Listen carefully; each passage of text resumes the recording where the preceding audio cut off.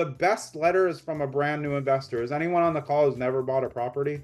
If you haven't bought a property, you have letters to write. You know who wants to sell to someone who's never bought a property? That old person. Or someone who's like, I have enough properties, I don't need to sell this, but like, I wouldn't mind helping someone get their start. That's a win-win price. You'd be surprised. Investors are nice. I mean, I know all my friends are investors. What would you write in as a newbie investor? What would you write in the letter that would get someone's attention? Yeah. All right. Good. I'm going to go for it. Yeah. Dear Mr. Smith, I live in your town in Bloomfield. I saw your house. This is whether it's occupied or not at 123 Main Street.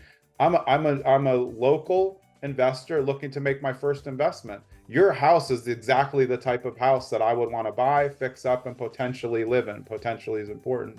If you'd ever like to just have a conversation, or if you need any help around there, just give me a call. I'll come over. I'd love to meet you one day.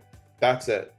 If you're writing that same letter to somebody who has owns 15 properties, you use a different dialogue. Your dialogue is called the I want to be just like you letter. So if you're a brand new investor, no properties, and you want to write to someone who owns 15 local properties but lives out of state, your letter is this. Basically, I want to be just like you when I grow up. Doesn't matter how old you are. Hey, I'm a local investor just getting started. I haven't even bought my first property yet. I was running records and I went by 123 Main Street and then I ran your name in the public records. Why do you tell them this? Because they like people who do their due diligence. I saw that you own 13 other properties and I just wanted to know if there's any chance I could give you a call and get 5 minutes. I'd like to be like that one day and have as many properties as you have. What do investors like to talk about the most? Themselves. They'll call you back every single time. That's probably like a 75 to 80, 90% hit rate.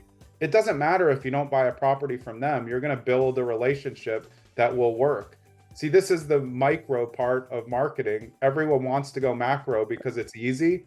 You can pay a company, you can send 1,000 postcards. They can all say the same thing. You get a couple dings. Those are bad uses of your time. They really are. If you go on those appointments, they suck most of the time. But again, if you can spend it, the return is worth it.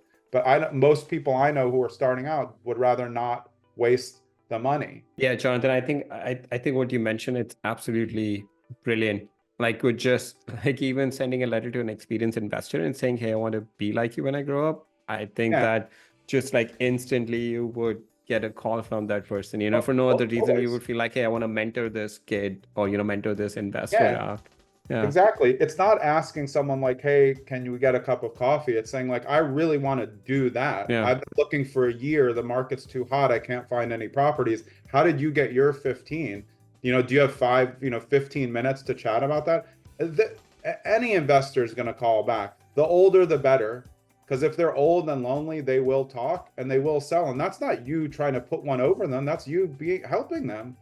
Old investors don't know what to do with their properties. Their kids are coming for the properties. They're all sniffing around trying to get them. They could make way more money if they sold them and so gave the money to the kids early. They just don't understand estate planning, and they probably think like all these kids want is their property. They don't come and help me. No one's shoveling my driveway. That's the emotional side of investing that's kind of lost in the modern marketing. You don't have to do all of the things that used to be done. Not that those things don't work, but you can be more efficient and you can do it without like an excess of AI or other technology that, alleges to make it easier.